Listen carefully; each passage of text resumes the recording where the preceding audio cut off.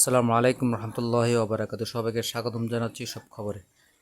আজ সম্প্রদায় একটি ভয়াবহ অগ্নিকাণ্ডর সম্মুখীন হয়।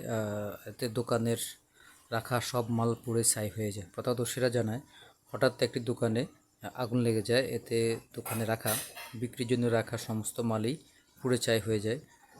অনেকে 999-এ ফোন করে এবং চাটখিলে ফায়ার সার্ভিসে ফোন করে ফায়ার সার্ভিসকে অবহিত করে এবং ফায়ার সার্ভিস একটু সময়ে একটু কাল অর্থাৎ একটু লেট করে আসার কারণে অনেক মালামালের ক্ষয়ক্ষতি হয় বলে প্রত্যক্ষদর্শীরা জানায়।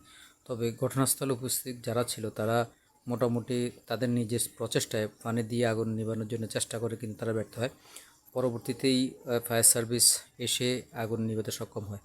তো বর্তমান গরমের কারণে, অর্থাৎ প্রচণ্ড গরম, আপনারা জানেন তাপদাহ চলতেছে, যার কারণে হয়তোবা এলপিজি গ্যাস অথবা শর্ট সার্কিটের কারণে এই ধরনের আগুনের সূত্রপাত হতে পারে বলে ধারণা করা যাচ্ছে।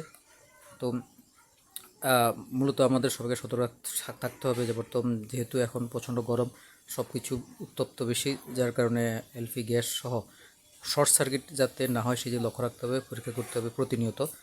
তো মোটামুটি ফায়ার সার্ভিস এসে আপনারা দেখতে পাচ্ছেন ফায়ার সার্ভিস তারা এবং সাধারণ মানুষ উভয়ের প্রচেষ্টায় আগুন নিভানোর জন্য চেষ্টা করতেছে এবং ফায়ার সার্ভিস আসার পর মোটামুটি আগুনটা নিয়ন্ত্রণে আনতে সক্ষম হয়। এবং কিন্তু যিনি ব্যবসায়ী তিনি অনেক টাকার মালের ক্ষয়ক্ষতি হয় বলে ক্ষয়ক্ষতি হয় এবং উনি বারবারই এই দৃশ্য দেখার পর তিনি ভেঙে পড়েন। তো সবাই ভালো থাকবেন, সুস্থ থাকবেন, ইনশাল্লাহ আবারও কথা হবে কোনো একটা বিষয় নিয়ে। সবাই এই পর্যন্তই। সবাই আমাদের ইউটিউব চ্যানেল সাবস্ক্রাইব করবেন, সব খবরের সাথে থাকবেন আশা করি।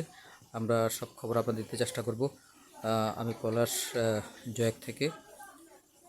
ধন্যবাদ সবাইকে।